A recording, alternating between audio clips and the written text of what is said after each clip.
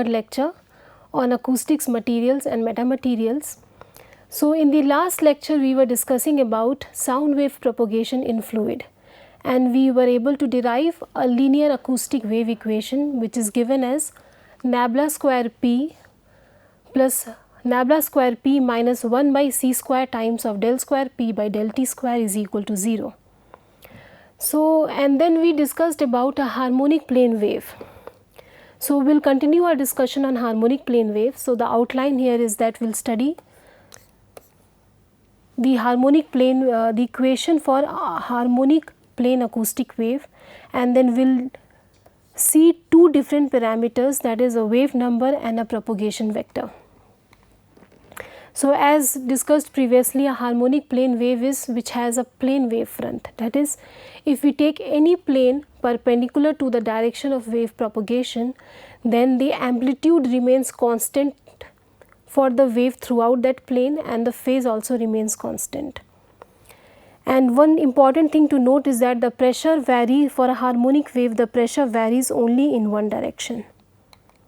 So, we were showing a few examples, like for example, this is spherical, this is not a harmonic plane wave, but this is an example of a harmonic plane wave. So, as you can see here, the wave front is this plane, here the wave is propagating along the positive x direction. So, the wave front is actually a plane, that is yz plane, the yz plane becomes the wave front.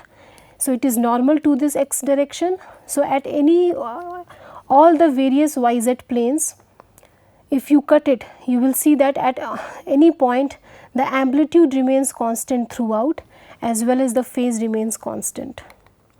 Then we were showing you the waveform of, I was showing you this is the waveform of a wave travelling in the positive x direction, this is the waveform of a harmonic plane wave travelling in the positive xy direction, and this was not a harmonic plane wave because here the amplitude varies, amplitude does not remain constant over the wave front. So, this wave front, if you see the top view, this is the wave and it is propagating along the positive x axis. So, if we take a top view, only the xy plane, then this is the direction of wave propagation and the wave front is normal to the direction of wave propagation. So, for all the harmonic plane waves, this symbol will be used. A arrow will be used to represent the direction of wave propagation,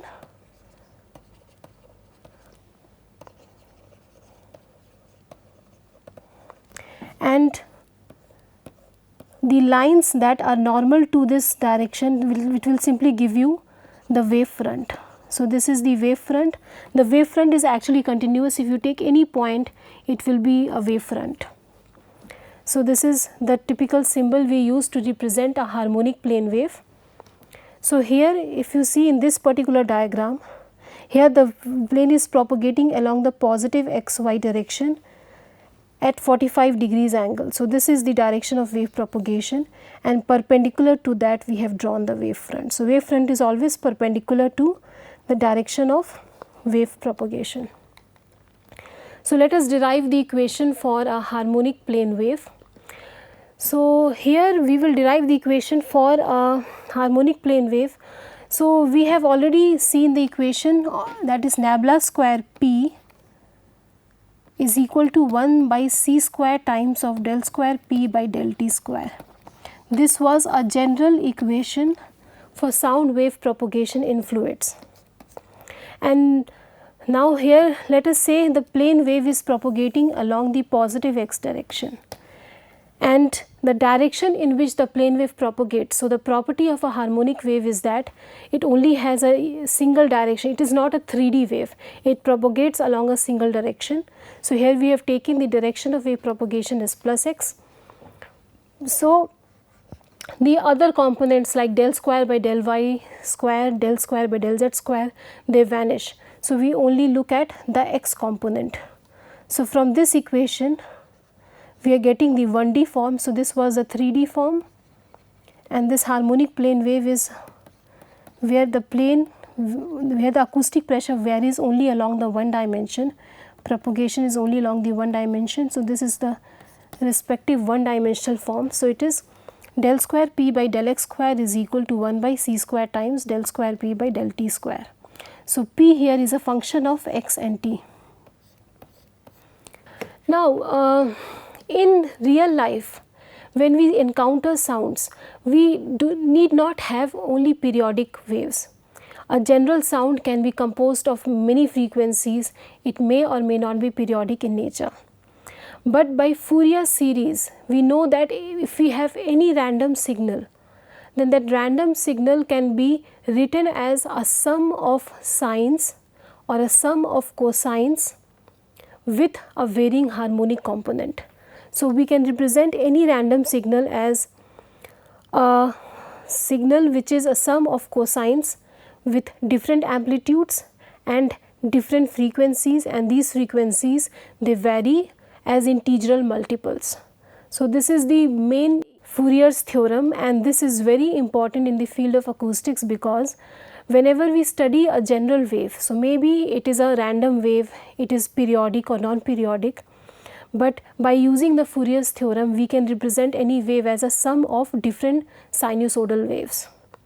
And if we know the nature of one sinusoidal wave, then we can simply integrate, we can change the frequencies as integral multiple of the fundamental frequency, and we can create a general solution for a wave.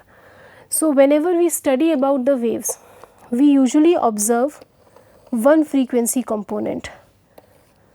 So, because a wave can have many different forms, it can be random or it can be periodic in nature, but even random waves can be represented as a sinusoidal wave by Fourier's theorem. So, whenever we study the waves, we only study one particular frequency component. So, we study the wave as in the harmonic form. So, we study the waves in their harmonic form. So, once we know their harmonic solutions, so we assume that the wave, we only assume that this wave is varying sinusoidally. So, whether it is some cosine function or it is a sine function. So, the wave is varying sinusoidally. So, once we derive the equations with respect to sinusoidal waveform, then we can use the same thing for random waves also using the Fourier's theorem. So, for the sake of simplicity, we only study the harmonic waves. So, here we use this assumption. So, a simple harmonic plane wave that is travelling in the x direction, that is the equation we want to get. Now, we know that this wave will be a function of both space and time. So, it will be p x comma t. So, let us see here. So, this p is a function of both space and time. So, let us first freeze the time and see how does it vary over space. So, we have frozen the time, we have taken t as 0, and we only observe how this wave varies with respect to space. So, let us say the t function we have removed. So, t is 0. So, it may have some t term as well. This cosine will have some t term also, but we have assumed t is equal to 0. So, now all we are left with is only the x term. So, we have assumed that it is a sinusoidal wave. So, let us assume a general solution a cos bx. This is how, this is a general form of this wave, and here a and b are constants which depend upon the conditions in which the wave is generated. Now, here if you see that after every distance of lambda, the wave pattern repeats itself, right. So, the value of p at this point will be the same as the value of p at lambda, and it will be same as the value of p at 2 lambda. So, after every addition of lambda, you get the same value of acoustic pressure. So, overall this particular function has a period of lambda.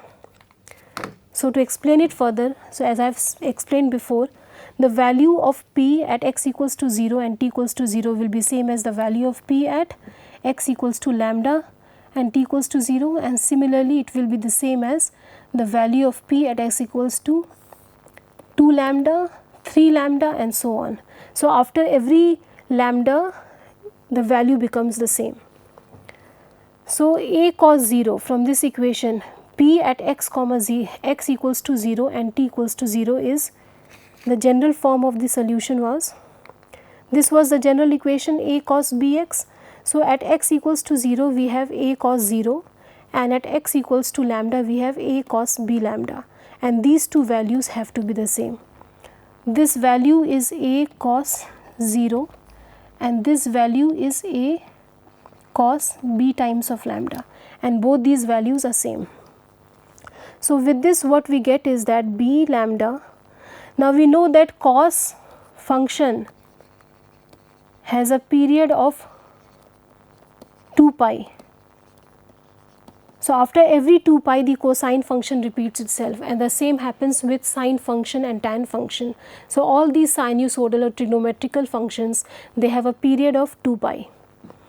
So this means that this thing must be 2 pi, that is why the waveform is repeating itself. So we equate this, so b lambda becomes 2 pi. So b becomes 2 pi by lambda. Now this is a very important value. So we have written this in the function A cos 2 pi by lambda times x. This is a very important value. So we replace this by the constant k, this is called as the wave number, and the wave number is given by 2 pi by lambda. It is a very important parameter. So we have got the equation for how this plane wave varies with respect to x. Now let us see what is wave number. So as we said, this proportionality constant that we are getting 2 pi by lambda is x, is k. So wave number, or simply the wave constant, is represented by the symbol k, and mathematically it is 2 pi by lambda, and it is defined as the number of complete wave cycles in radians per unit spatial dimension, which means that if you take 1 meter, so within a 1 meter of space, how many 2 pi revolutions that particular wave is making. So this is given by 2 pi by lambda. So again the SI unit of this is radians per meter. Now we have defined what is wave number, and we got why it is 2 pi by lambda, because what is the number of revolutions it is making per unit dimension. So if one wave cycle takes lambda, so lambda meters, you have one wave within lambda. So within 1 meter you will have 1 by lambda waves. Then how many revolutions will you have within 1 meter? 2 pi by lambda. So with this, let us derive the relationship between wave number and frequency. Now wave number is simply k, which is equal to 2 pi by lambda, and lambda we have derived earlier is c by f.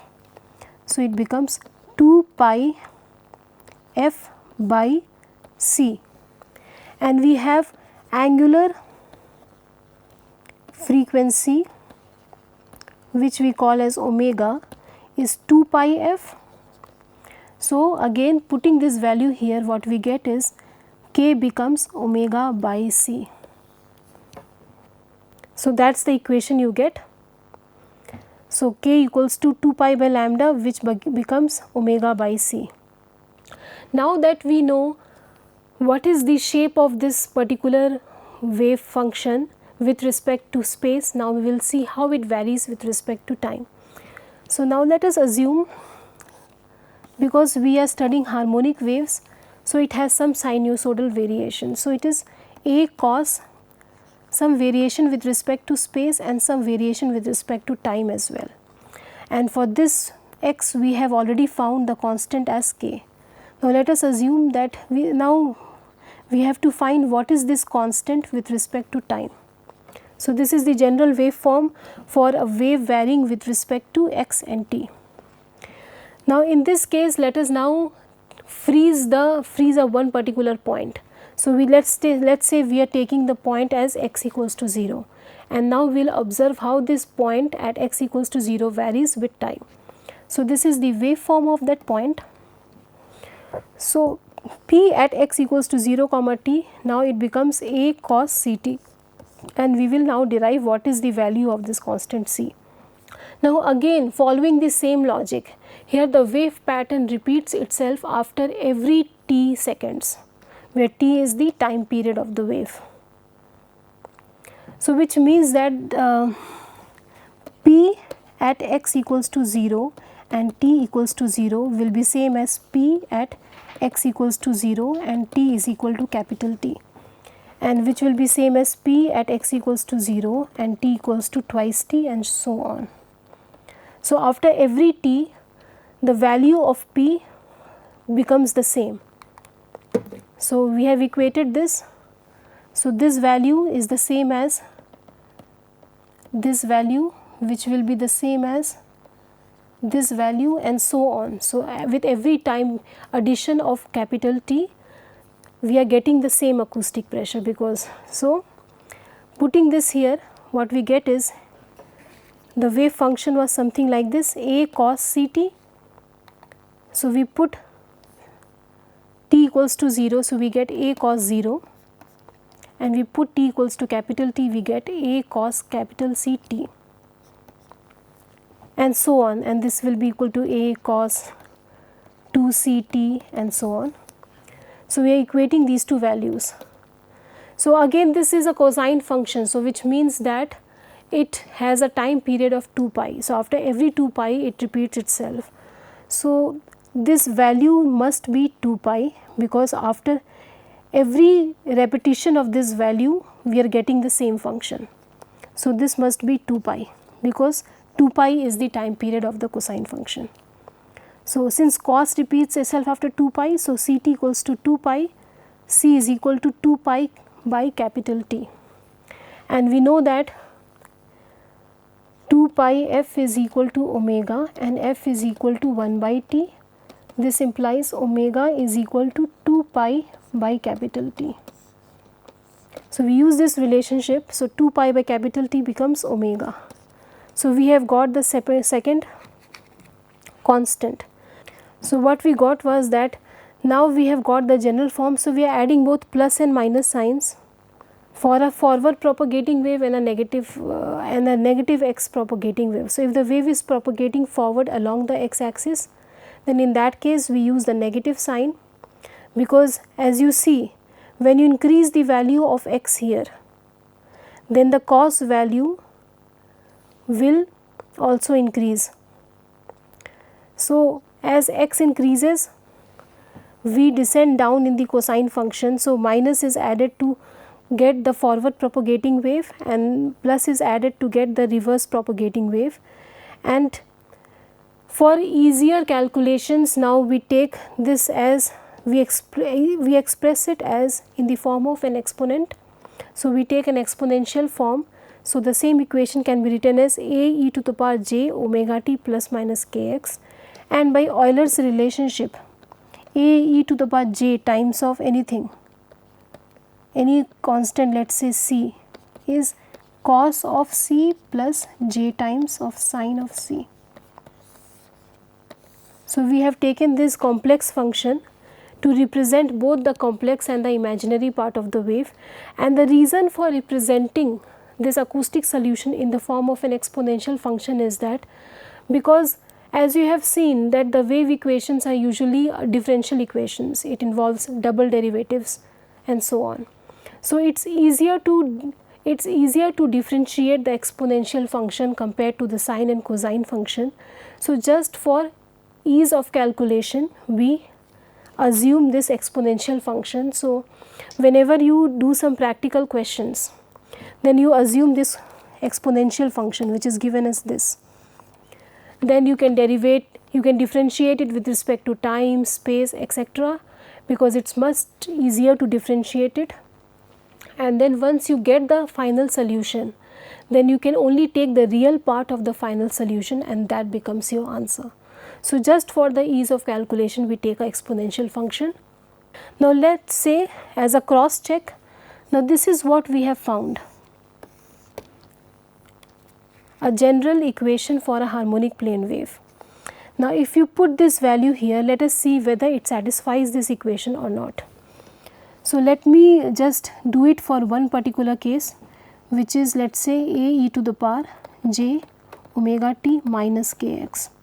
Let us do it for the more difficult part. Then del square p, the left hand side is del square p by del x square.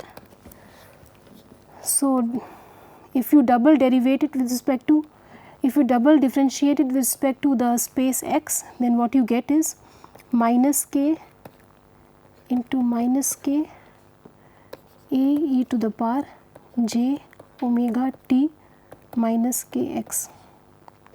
So this is the, because exponential function, the derivative of that is the same as the exponential function itself. So only this constant is multiplied. Okay, I forgot to put the j. So what we get is minus jk. So this is the minus j into k is what is multiplied with x. So what we get is j square is obviously minus 1. So j square minus 1, so we get plus k square. Minus j into minus j will be plus. Sorry, it will be minus.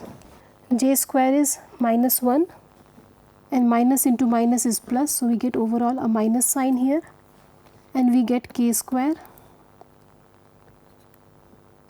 times of a e to the power j omega t minus kx. Let us look at the right hand side of the equation. It is 1 by c square times of del square p by del t square, which is equal to 1 by c square.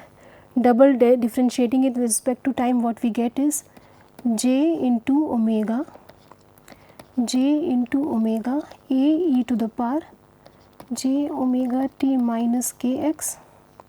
So what we get is j again, j square is minus 1, so we get minus sign, minus omega by c a e to the power, sorry, minus omega square by c square, it was c square here, a e to the power j omega t minus kx. So here omega by c is k, so it becomes minus k square a e to the power j omega t minus kx. So as you can see, the left hand side, this is the left hand side, this is the right hand side, they both are same. So this thing is satisfying this equation. Similarly, if you use the plus sign, you will see that it satisfies this equation. So the equation is correct. Okay. Now we have derived the equation for the acoustic pressure of a harmonic plane wave. Let us derive the equation for the particle velocity. So we will use the same Euler relation that we had seen in our previous class, which was rho del u by del t is equals to minus nabla times p. If you want to know about this equation, you will have to see the previous lecture where we had derived this equation. So in this case, now also we know that rho is equal to rho naught times 1 plus s. So here, since s is very small, so for approximation we have taken rho as equals to rho naught. So this is the kind of equation we are getting. So minus nabla times p, because it is a harmonic plane wave propagating only along the x direction, so we only take the x component of nabla. So this is the equation we get. Now we know the function of p, we know what is the function of p. So we can put this value here to get the value of u. So let us solve this in class. So p function is known to us, and this is the equation through which we will get the function for the velocity. So let us say del u by del t is equal to minus 1 by rho naught del p by del x. And del p by del x is what? Del p by del x is going to be, if you differentiate this, you will get plus minus k times of a e to the power j omega t plus minus kx. So you put this value here, this is minus 1 by rho naught into plus minus k a e to the power j omega t plus minus kx. So this is del u by del t. So if we integrate, now if we integrate both sides with respect to time, then what we get? We will get the velocity function, which will be the integral over time of this function.